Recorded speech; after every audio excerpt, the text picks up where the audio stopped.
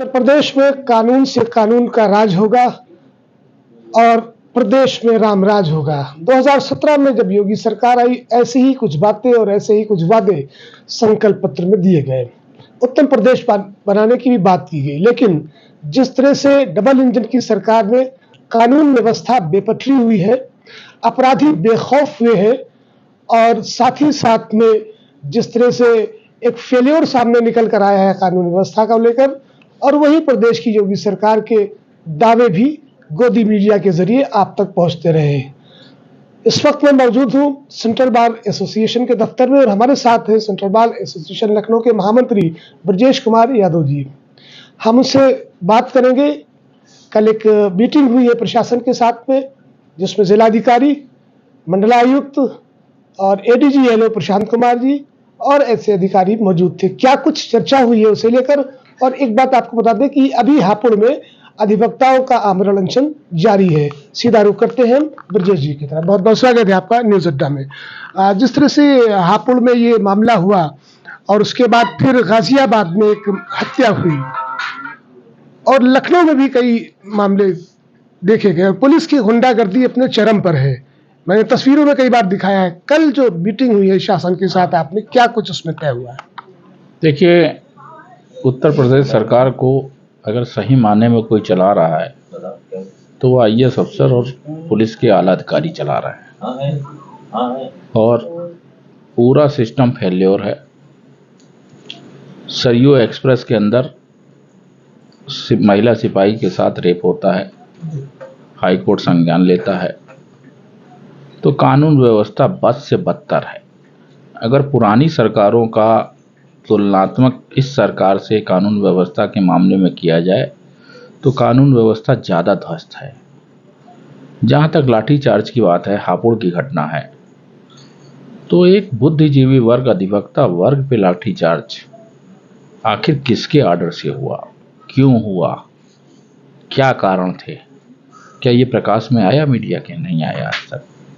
SIT की report इतना sensitive matter होने के बाद भी आज तक नहीं आई। जीवा के मैटर में जो एसआईटी गठित हुई थी उसकी रिपोर्ट इन्होंने उजागर की नहीं की। तो ये एसआईटी गठित कर देते हैं और उसके बाद रिपोर्ट कब आती है, क्या रिपोर्ट होती है, उसका संज्ञान जनता के सामने नहीं आ पाता है। एक सवाल यहाँ पर ये है, क्योंकि अधिवक्ताओं पर लाठीचार्ज का ये कोई पहला मामला नहीं है। प्रदेश में कई बार ऐसी घटनाएं घटी हैं, लेकिन जिस तरह से एक आपराधिक ग्राफ ऊपर बढ़ा है तेजी से, और पुलिस की गुंडागर्दी खास तौर पर आम जनमानस पर तो हो ही रहा है, लेकिन अब कानून के रखवालों पर भी पुलिस उस तरह से गुंडागर्दी करती नजर आ रही है। लखनऊ में भी तस्वीरें देखी गई, हापुड़ की तस्वीरें, एक महिला अधिवक्ता को जिस तरह से मारा गया और उसको धक्का दे दिया गया उनको, और गाजियाबाद की भी घटना है। प्रदेश की सरकार तो दावा कर रही है कि उत्तर प्रदेश में कानून व्यवस्था बिल्कुल चाक चौबंद है। क्या कहते हैं इसे लेकर आप? भाई, जब न्यायालय के परिसर के अंदर, न्यायालय कक्ष के अंदर, जहाँ पे न्याय की सुनवाई होती है, अंदर बदमाशों ने घुस के मार दिया जीवा को, तो कानून व्यवस्था कहाँ रह गई? भाई, लॉ एंड ऑर्डर और जो जुडिशियल सिस्टम है, इसे चलाता कौन है? चलाती तो सरकार ही है ना, या जुडिशरी है। और जुडिशरी का सारा बर्डन सरकार के कंधे पे है सुरक्षा को लेके। तो जहाँ पे सुनवाई हो रही है वहीं पे अपराधी मारा जा रहा है।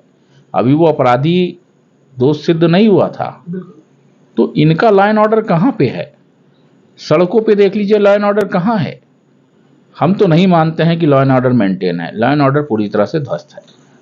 कल आप लोगों की मीटिंग हुई प्रशासन के साथ में, क्या कुछ तय पाया गया? क्योंकि जो मांगे 3 रखी गई हैं अधिवक्ताओं की तरफ से कि हापुड़ के डीएम और एसपी को सस्पेंड किया जाए, और जो अधिवक्ताओं पर मुकदमे दर्ज है प्रदेश भर में, उन मुकदमों को वापस लिया जाए। लखनऊ भी उसमें शामिल है। ये मांगे रखी गई है। अभी जब धरने को समाप्त किया गया था, जो एक संयुक्त धरना हुआ था, उसमें डीसीपी महोदय को ज्ञापन भी दिया गया और ये आश्वासन दिया गया जिस दिन विधानसभा का घेराव रखा गया था कि जो मुकदमे है उसे क्रैश कर दिया जाएगा, लेकिन अभी तक तो ऐसा कुछ होता नजर नहीं आ रहा है। मीटिंग में क्या हुआ?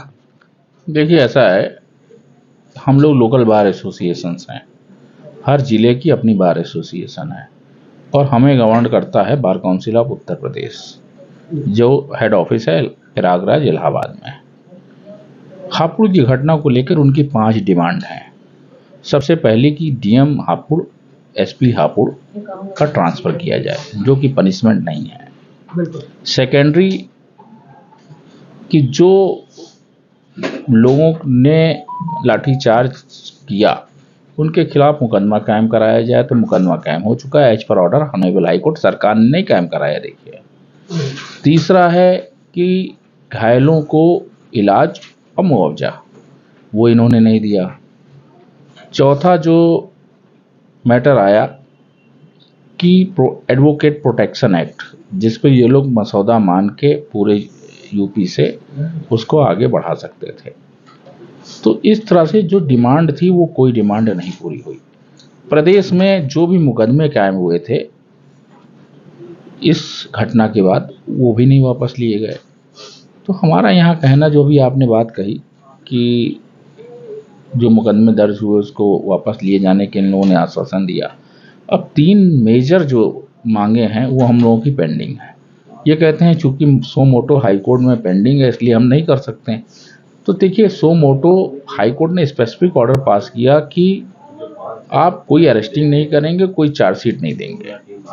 तो वो तो मानते हैं कि वो मैटर सब जुडिस हो गया, उस पर आप कुछ नहीं कर सकते हैं।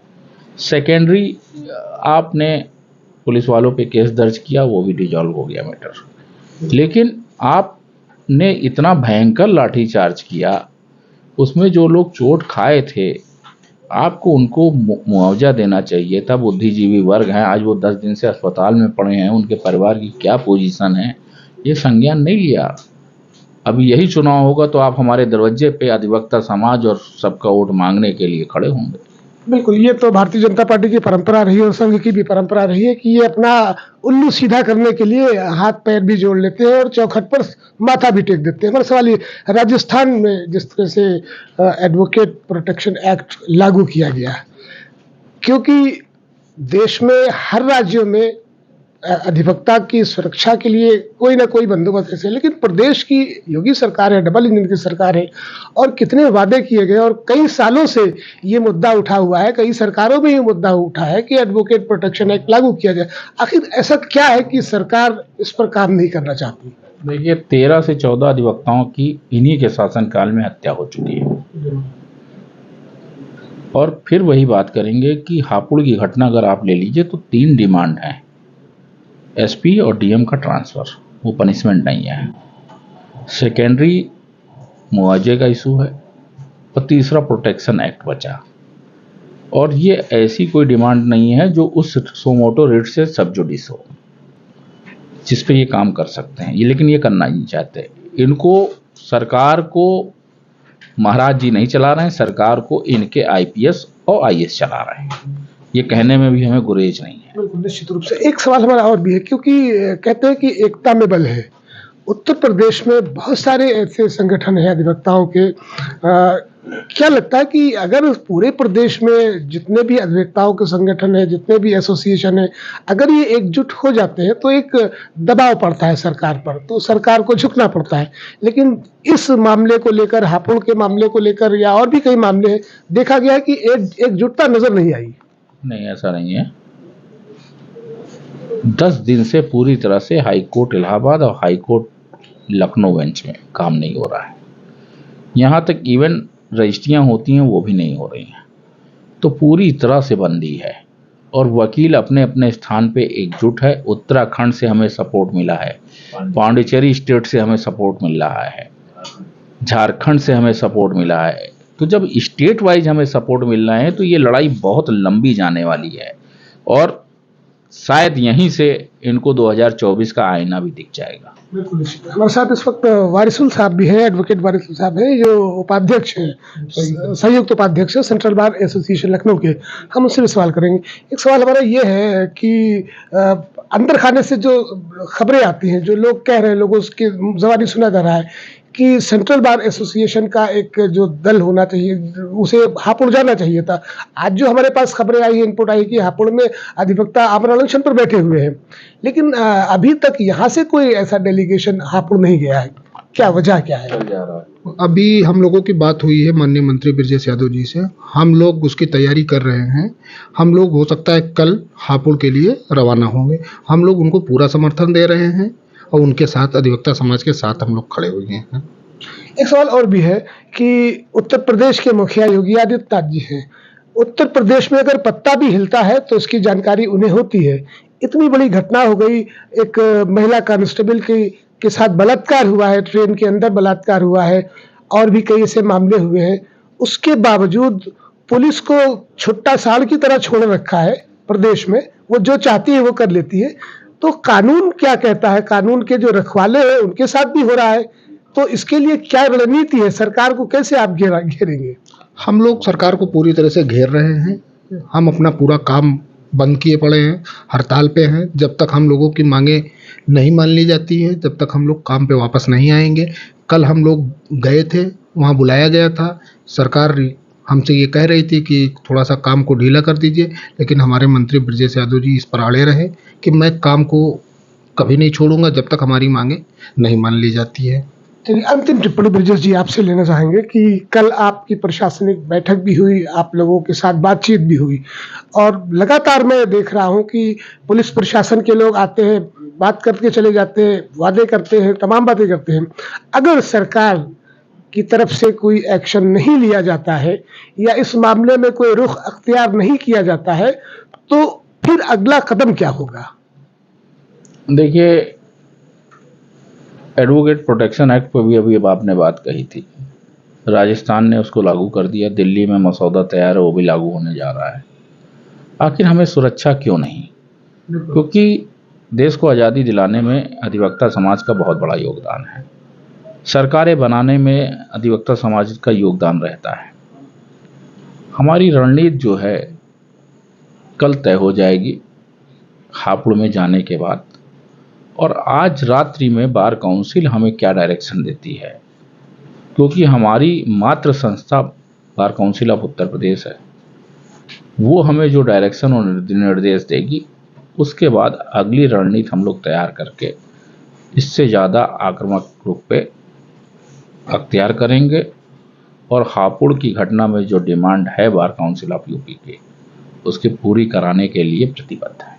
चलिए, हमसे बात करने के लिए बहुत बहुत शुक्रिया। तो दर्शकों, हमारे साथ थे Brajesh Kumar Yadav ji, central bar association के उपाध्यक्ष हैं, वारिसुल एडवोकेट वारिसुल साहब थे। तो तमाम सवाल हमारे हुए और हर सवाल का बेबाकी से जवाब दिया, लेकिन सवाल यहाँ पर खड़ा होता है कि डबल इंजन की सरकार और इस तरह का जो एक जंगल राज उत्तर प्रदेश में देखने को मिल रहा है, ये नहीं है कि दूसरी सरकारों ने नहीं किया है, दूसरी सरकारों ने भी किया है, लेकिन जिस तरह से मैं बार बार न्यूज अड्डा पर ये कहता हूं कि पुलिस की गुंडागर्दी जो हो रही है, इसके पीछे मुख्यमंत्री योगी आदित्यनाथ का कहीं ना कहीं से निर्देशन जरूर है। और न्यूज अड्डा की खासियत ये है कि सरकार की आंख में आंख डालकर बात करना, क्योंकि हमारे पास जन समर्थन है और जनता हमारे साथ है। और ये जनता 2024 में जिसे चाहेगी कुर्सी से उतार फेंकेगी और जिसे चाहेगी कुर्सी पे बिठा देगी। कानून के रखवालों के साथ अन्याय हो रहा है, इस अन्याय के खिलाफ न्यूज अड्डा भी लगातार डटा हुआ है, आप तक खबरें पहुंचाता रहेगा। हापुड़ में जो भी कुछ होगा, प्रयास हमारे होंगे कि हम हापुड़ से भी आपको वो तस्वीरें वहां से दिखाएं कि क्या वहां पर चल रहा है। लेकिन जिस तरह से जंगल राज उत्तर प्रदेश में कायम हुआ है, इसे लेकर एक योगी, क्योंकि योगी एक संत होता है, उसकी छवि उसी तरह की होती है, लेकिन जिस तरह से पुलिस ने अपने हाथ में कानून लेकर रखा है, ये एक गंभीर और चिंता का विषय है, प्रदेश के लिए नहीं पूरे देश के लिए। और 2024 का लोकसभा चुनाव ज्यादा दूर नहीं है और बाकी राज्यों में भी अभी एक माह के अंदर चुनाव होने वाले हैं। जनता क्या सोचती है, ये जनता पर छोड़ना होगा। फिलहाल एडवोकेट प्रोटेक्शन एक्ट की जो ये मांग है और हापुड़ के डीएम और एसपी को ट्रांसफर करने की जो मांग है, इस पर अधिवक्ता डटे हुए हैं और अंतिम निर्णायक लड़ाई के लिए भी वो तैयार हैं। हमारे इस वीडियो को ज्यादा से ज्यादा शेयर करें, लाइक करें, कमेंट बॉक्स में अपनी राय जरूर दें और चैनल को सब्सक्राइब करें, क्योंकि न्यूज अड्डा चैनल आपका चैनल है, जनता का चैनल है, जनता के लिए है। हम तो सिर्फ सारथी मात्र है। फिलहाल के लिए इस खास इंटरव्यू में इतना ही। नमस्कार।